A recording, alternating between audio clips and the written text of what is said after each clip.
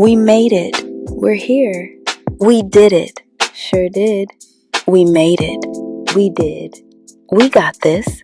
I know. Let's do this. Let's do it. Okay, first things first. What's going on with Black women in Ohio? How did they let that fine Black man on Love is Blind Season 10 get away? Girl, I was thinking the same thing when I saw that. I don't even know. He is handsome, tall, educated, mild mannered, clean, well put together, communicative. This list goes on and on. Yeah, girl. They dropped the ball on that one. The Atlanta girlies are over there fighting over the last two straight Black men. Meanwhile, Ohio has a stock of unaccounted for fine Black men. We need to move to Ohio.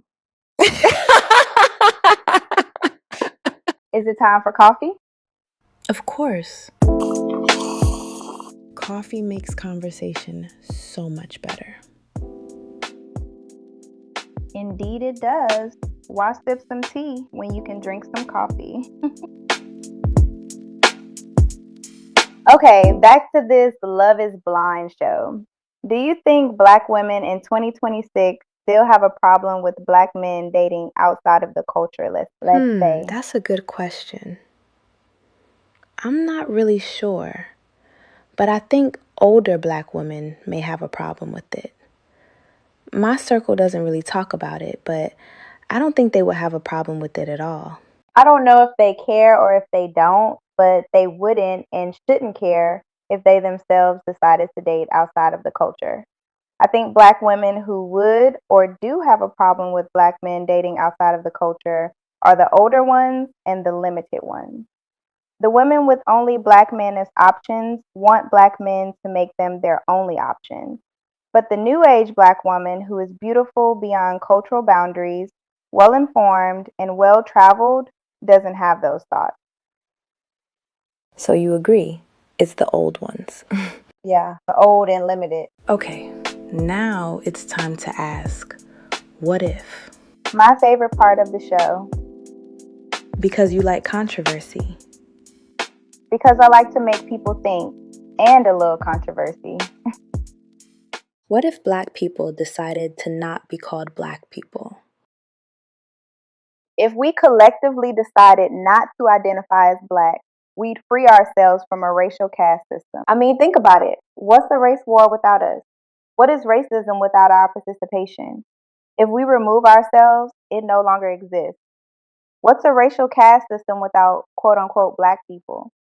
If we choose how we want to identify, much like transgenders do, we would not choose to be identified by race because in the race system, we are at the bottom. How many times have you heard the statement, the system was designed to keep us down? It's a literal statement. It's not fantasy or make believe.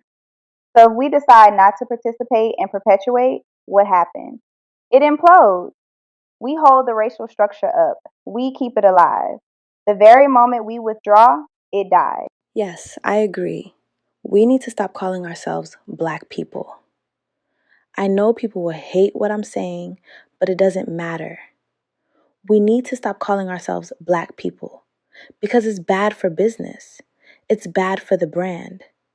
The title may represent where and what we've been, but it doesn't represent where we are going and who we want to become. It's a title forced upon us that symbolizes a fixed, low position in society. The work to try to reverse it has been long and hard because it is actually not reversible. We must recognize that embedded within the title is fixed status and limited mobility. No matter how high we climb as Black people, we are still under another people. So even if we go high, we are still under because the title of being Black is a social ranking. And all those identifying as Black in this society will have that social ranking. You can, as we see with some individuals, buy yourself into another social ranking / social class, or marry into another social ranking. But this is for a select few, not for many or most. As long as we continue to identify as Black, African American, or the N word, we accept to be ranked lowest. But when we give ourselves new titles, we give ourselves new opportunities. I'm with you. I still think you'll get some heat for saying it though. What I would add to what you said is think about it like you would branding and rebranding. Imagine you were branded with a name like Thief, for example, and the man that raped your mother gave you that name. You may have embraced the name when you were younger because that's all you could do was see how to make the most of it. You turned it into something you could live with, but you still were made fun of and not fully accepted. As you grow older and are able to make your own choices, you realize how harmful a name like thief could be, not because of what it means to you, but because of what it means to everyone else. Imagine trying to get a bank loan or a business partnership. A title in our society is not just a name for yourself, it's your representative. It's how people know you, see you, understand where to put you, and how to treat you. And I think what we are ultimately saying is we as a people need a rebrand. A rebrand is exactly what we need. We shouldn't call ourselves by any name or title that wasn't given to us by us. We should and we must decide how we want to identify. And we should identify by names and titles that benefit, not harm. Yeah, absolutely. That means Black, African American, and especially Nigga are finished. Yeah, this race system trash that we are now not forced, but conned and manipulated into puts good people down and pedophiles that sell and traffic children on top. The abusers get to sit on top eating our wealth, and people of good character stay low, poor, and penniless. Some get to reside in the middle, and a select few get contracts with Lucifer Grange. And because we've been through a lot together, and because we have a shared history, and because we've struggled to make some progress, and because some of us enjoy the fruits of that struggle, it will be hard to let go of the title of Black. Yeah, absolutely. It will be hard to embrace new titles. Hard, but necessary.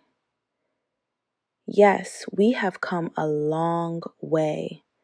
Yes, we have rallied around a shared experience. But it's hard not because we can't evolve into something new. We've proven we can do that. It's hard because we have Stockholm Syndrome. Exactly. We've fallen in love with the less than titles, the higher thans imposed. We love the titles, hate the system. Facts. We need to check them both.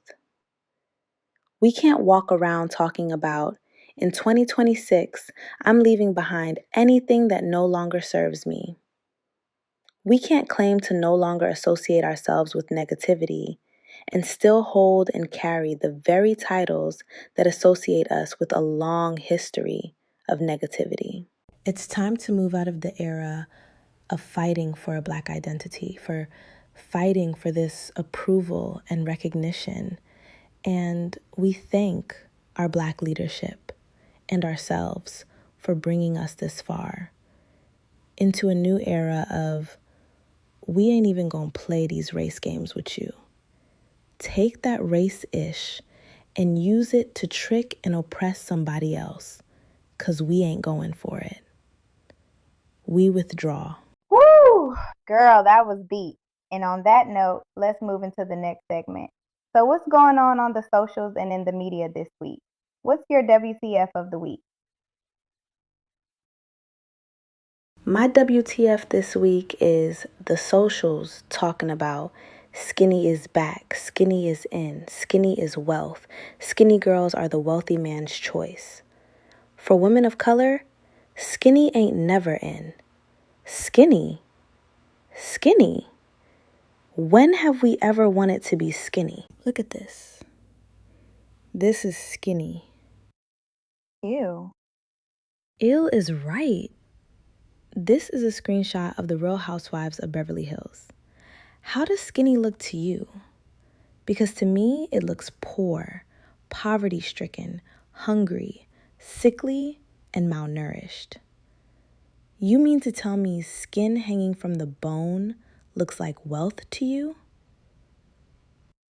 And in the show, she just got divorced because of cheating. Trust and believe, skinny ain't keeping no wealthy man. Yeah, he was probably cheating with somebody with some ass and titties.